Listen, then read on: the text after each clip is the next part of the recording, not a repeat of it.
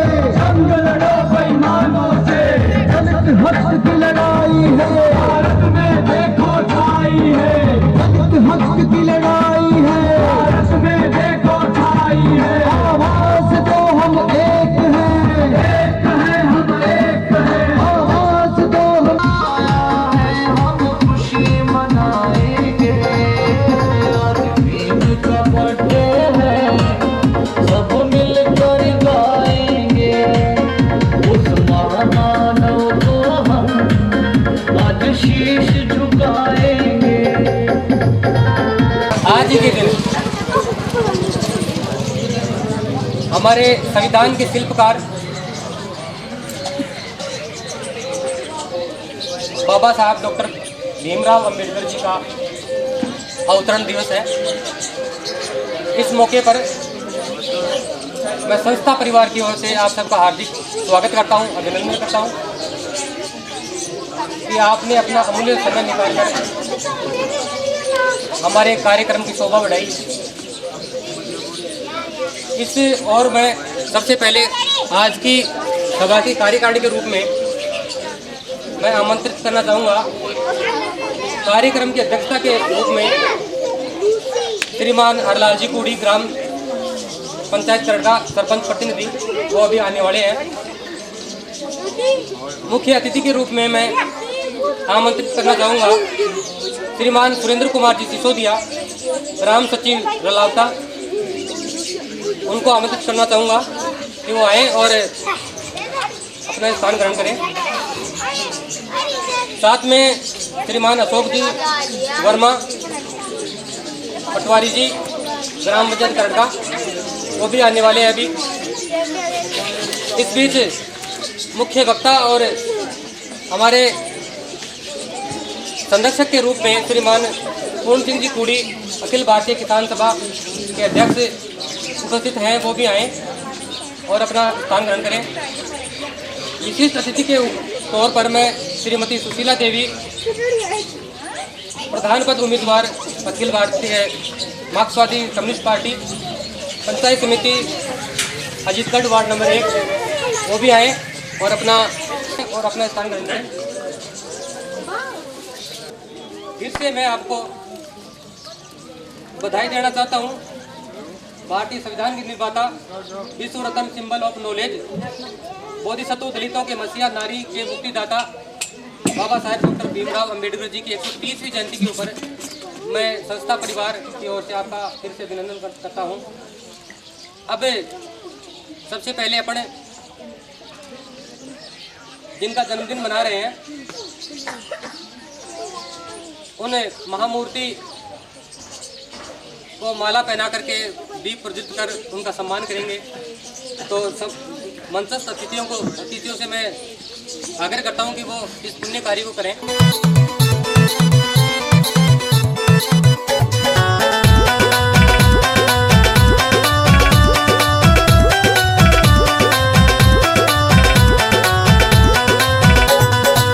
भारत का संविधान बना, ऐसा और कोई संविधान नहीं मेरे भीमराव से।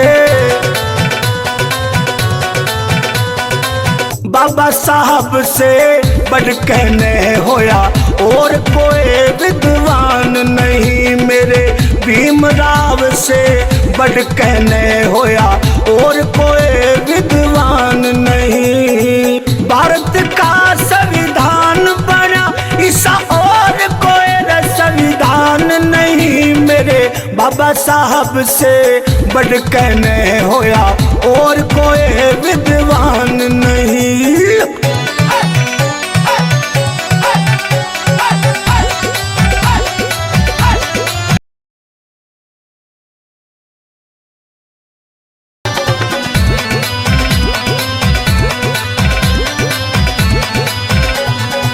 संविधान में भीमराव ने सारे हक दिलवाए रे, आए पशुओं जैसा जीवन था पर हम इंसान बनाए रे। संविधान में भीमराव ने सारे हक दिलवाए रे, आए पशुओं जैसा जीवन था पर हम इंसान बनाए रे। मरते दम तक ना भूलांगे तेरा यो एहसान नहीं मेरे भीमराव से। बाबा साहब से बढ़ कहने होया और कोई विद्वान नहीं मेरे भीमराव से बढ़ कहने होया और कोई विद्वान नहीं।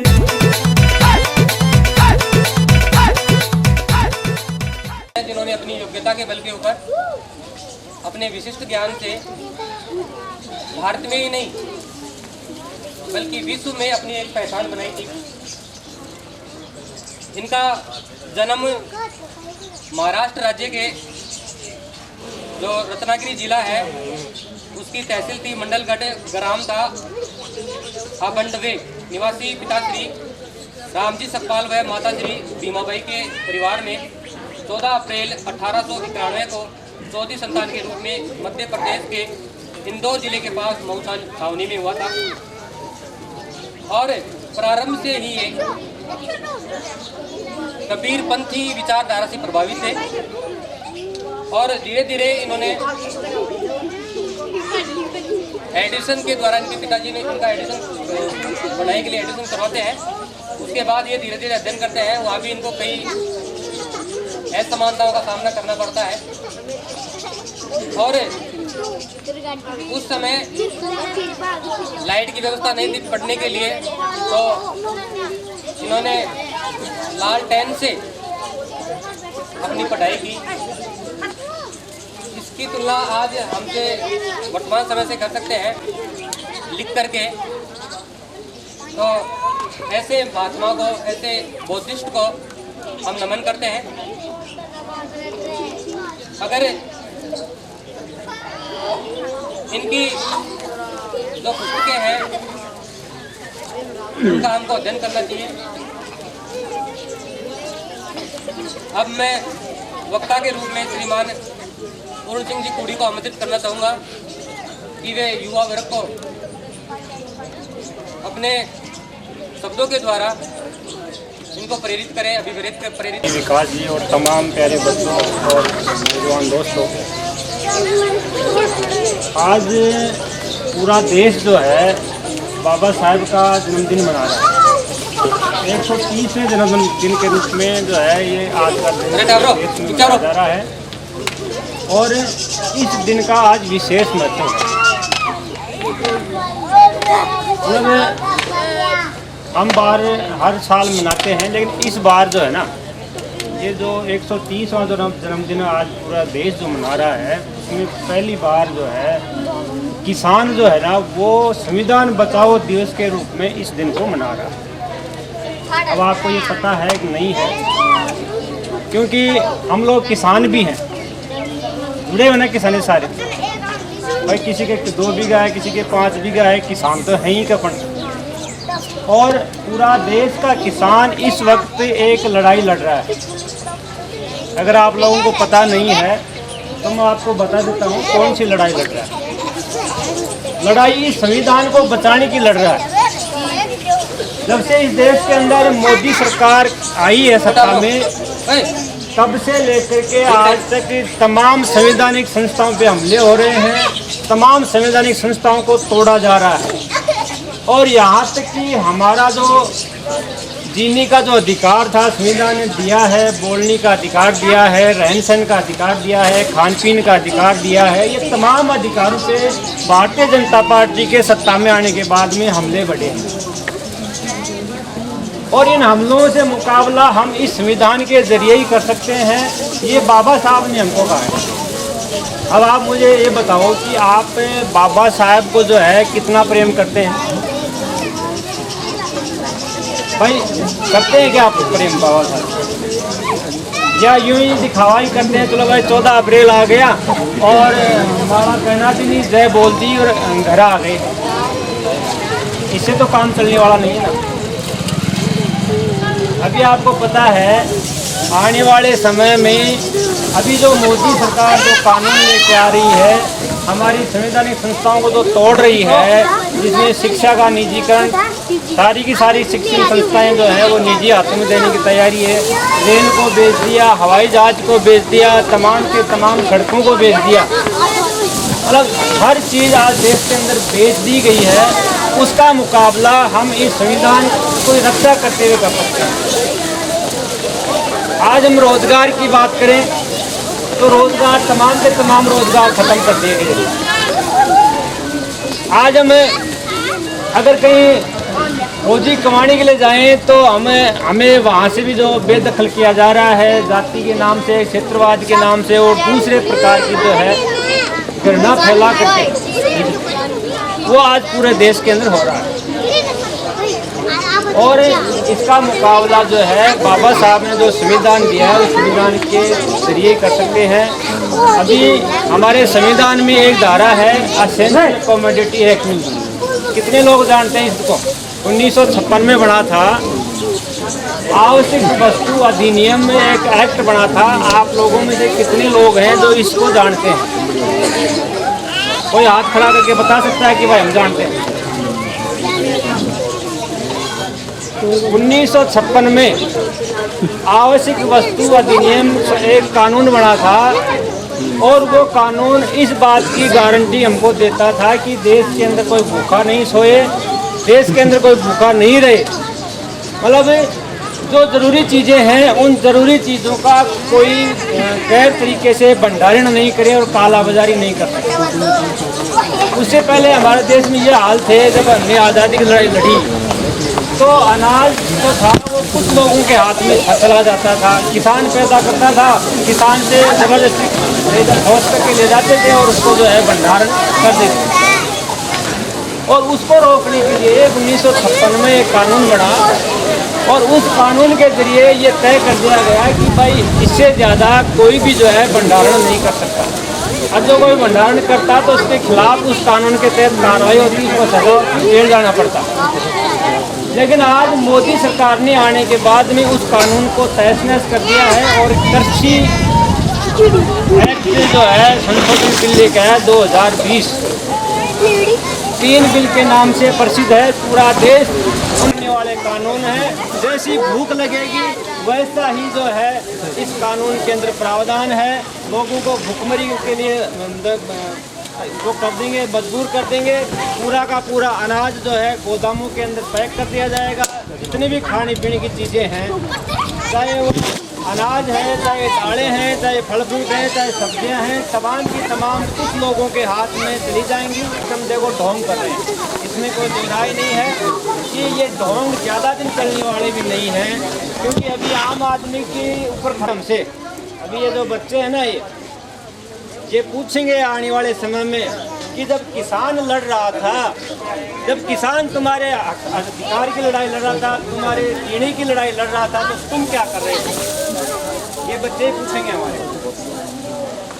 हमारे पास कोई जवाब नहीं होगा, क्योंकि आज जो अंग्रेजों की जो दलाली करने वाले हैं वो सत्ता में बैठे हुए हैं। उस वक्त जो अंग्रेजों की दलाली कर रहे थे, मुखबिरी कर रहे थे, आज वो लोग सत्ता में हैं जो बाबा साहब के संविधान को पैरों में रौंद रहे थे करते। और इस नौजवान को जो है इन परीक्षाओं में, ट्यूशन में, इन कोचिंगों में हम लगा करके रखते हैं। इसलिए मैं ज़्यादा नहीं कहूँगा, सारे के सारे आज खतरे में हैं। आज हमारा संविधान की जगह मनुस्मृति लेने वाला है, इसमें कोई दो राय नहीं है। मनुस्मृति की नई पोथी गढ़ ली गई है और वो पोथी संविधान की जगह रखी जाने वाली है। अगर आप लोग चाहते हो कि वो मनुस्मृति दोबारा आए, पाड़ा चढ़ा के चले जाएंगे, उसके बाद में बाबा साहब को ये बांट दी जाए, ऐसे काम नहीं चलेगा। सही मायने में अगर बाबा साहब को, आपको इनके सपनों को साकार करना है तो दिन रात एक करना पड़ेगा। घर पे बैठ रहे हैं, उनको वापस पैर की जूती कैसे बनाएं? आया बताओ। अगर जागीरदारों को ये पता होता कि हमारी जमीन चली जाएगी तो क्या वो जाने देते क्या? हाँ? नहीं जाने। सीकर के तमाम जो टूल बूथ हैं वहाँ भी पूरे किसान बैठे हुए हैं, उन टूल बूथों को रोक करके जनता की लूट को जो है वो रोके हुए हैं, लूट नहीं होने दे रहे हैं। और हम लोग जो है ना अभी यहाँ जो है मतलब अंधेरे में बैठे हैं, अभी हमें पता ही नहीं देश में क्या हो रहा है। आप जवाब देंगे हम करेंगे, हम करेंगे। संविधान की रक्षा कौन करेगा? संविधान जय भीम।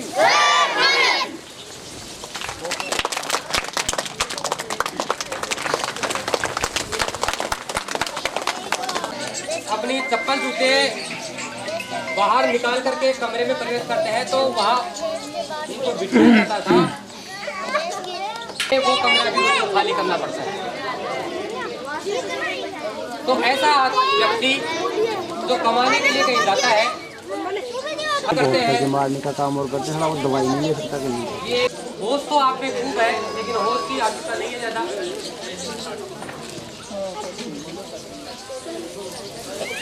माननीय पदाधिकारी एवं बाबा साहब के प्रति आस्था रखने वाले सभी युवाओं, बुजुर्गों एवं माता बहनों का हार्दिक अभिनंदन करती हूँ। हम सब जानते हैं कि आज 14 अप्रैल 1893 को बाबा साहब डॉक्टर भीमराव अम्बेडकर का जन्म मध्य प्रदेश के महू गांव में हुआ था। वे बचपन से ही अपनी कक्षा में पढ़ने में माहिर थे। बाबा साहेब को बचपन में जाति भेदभाव का अधिक सामना करना पड़ा।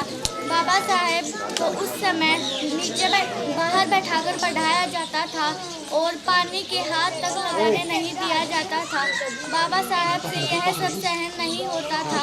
उन्होंने निश्चय किया कि मैं आने वाली पीढ़ियों के साथ ऐसा नहीं होने दूंगा और उन्होंने भारत का संविधान लिखा और दलितों को सभी अधिकार दिलवाए।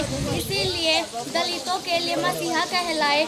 संविधान के निर्माता बाबा साहब को कोटि कोटि नमन करती हूँ।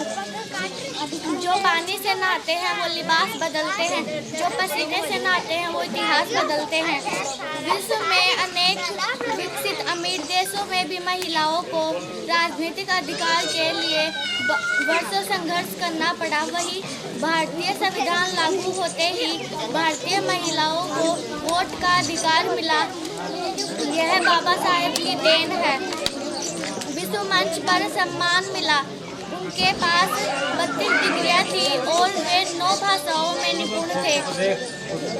कर्मों से बनता है आदमी का वजूद, कर्मों से बनता है आदमी का वजूद। जाति तो एक नकली पहचान है। अगर ऊंची जाति से ही होती है श्रेष्ठता तो बताइए बाबा साहब क्यों महान है। अपने कर्म ही अपनी पहचान है, वरना भीम नाम के तो हजारों इंसान है। जय भीम जय भारत। जय भीम जय भारत, जय भीम जय भारत, जय भीम जय भारत, जय भीम जय भारत। DJ Sandeep, DJ Sandeep. मुझे चढ़ गया नीला रंग रंग, मुझे चढ़ गया नीला रंग, मुझे चढ़ गया नीला रंग रंग, मुझे चढ़ गया नीला रंग। जिस रात जमाना हो गया रंग, जिसे ओढ़ के, जिसे ओढ़ के, जिसे ओढ़ के नाचे भीम तपन। मुझे चढ़ गया नीला रंग रंग, मुझे चढ़ गया नीला रंग, मुझे चढ़ गया नीला रंग रंग, मुझे चढ़ गया नीला रंग।